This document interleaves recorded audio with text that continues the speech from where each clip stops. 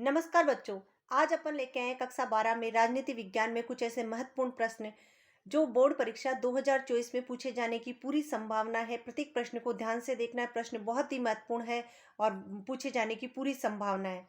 पहला प्रश्न, shock therapy का संक्षेप में अर्थ स्पष्ट कीजिए।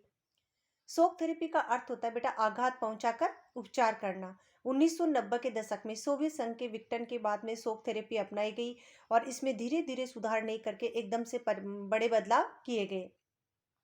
नेक्स्ट प्रश्न, सोवियत संघ के विघटन के कोई दो प्रभाव स्पष्ट कीजिए। विघटन के प्रभाव अर्थात परिणाम। पहला परिणाम, शीत युद्ध समाप्त हो गया और विश्व में दो महाशक्तियों के बीच जो वर्चस्व की लड़ाई थी वो समाप्त हो गई। विश्व में शांति स्थापित हो गई। दूसरा परिणाम, विश्व में शक्ति संबंध बदल गए और अमेरिका एकमात्र महाशक्ति के रूप में उभरा। परिणाम हालांकि 3 से 3 है लेकिन यहाँ पे 2 ही पूछे गए। नेक्स्ट प्रश्न, जैविक हथियार संधि सर्वप्रथम कब हुई।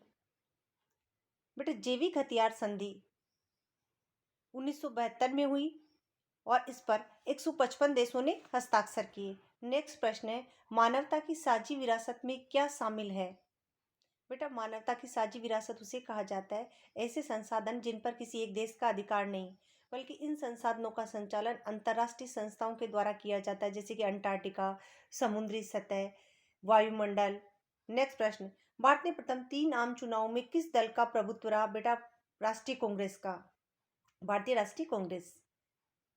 कई बार यही प्रश्न इस फॉर्मेट में पूछ लिया जाता है कि 3 आम चुनाव में एक दल के प्रभुत्व का क्या कारण रहा, और उसके पीछे रीजन ये था कि कांग्रेस पार्टी का जो जन आधार था पूरे भारत में था। राष्ट्रीय स्वाधीनता संग्राम की विरासत इसे हासिल थी और पंडित नेहरू का लोकप्रिय नेतृत्व भी इसे हासिल था।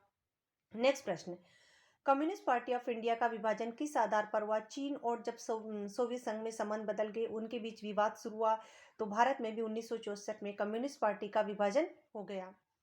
बॉम्बे प्लान से आप क्या समझते हैं। 1944 में उद्योगपतियों का एक तबका सरकार से मिला और भारत में नियोजित अर्थव्यवस्था को चलाने का सुझाव दिया। 1989 में राष्ट्रीय मोर्चा सरकार को किन दो परस्पर विरुद्ध राजनीतिक समूहों ने समर्थन दिया। 1989 में भारत में गठबंधन की राजनीति का दौर शुरू हुआ। जनता पार्टी सत्ता में आई और भारतीय जनता पार्टी और वाम मोर्चा ने इसको समर्थन दिया, जो कि दोनों परस्पर विरोधी राजनीतिक समूह हैं। नेक्स्ट प्रश्न, बहुजन समाजवादी पार्टी के संस्थापक कौन थे। बेटा कांसीराम बहुजन समाजवादी पार्टी के संस्थापक थे।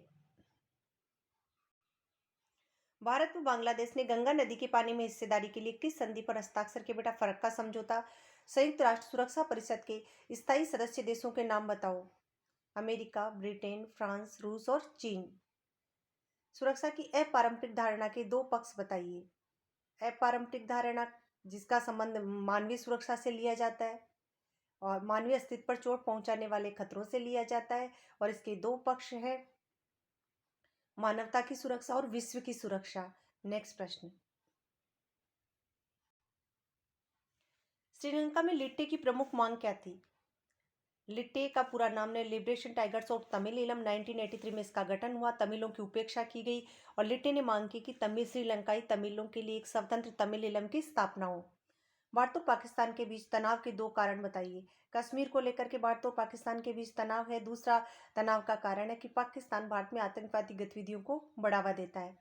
क्योटो प्रोटोकॉल पर संक्षिप्त टिप्पणी लिखिए। ये प्रश्न ऐसा है जो बार बार पूछा जाता है बेटा। क्योटो प्रोटोकॉल जापान में 1997 में क्योटो शहर में आयोजित किया गया।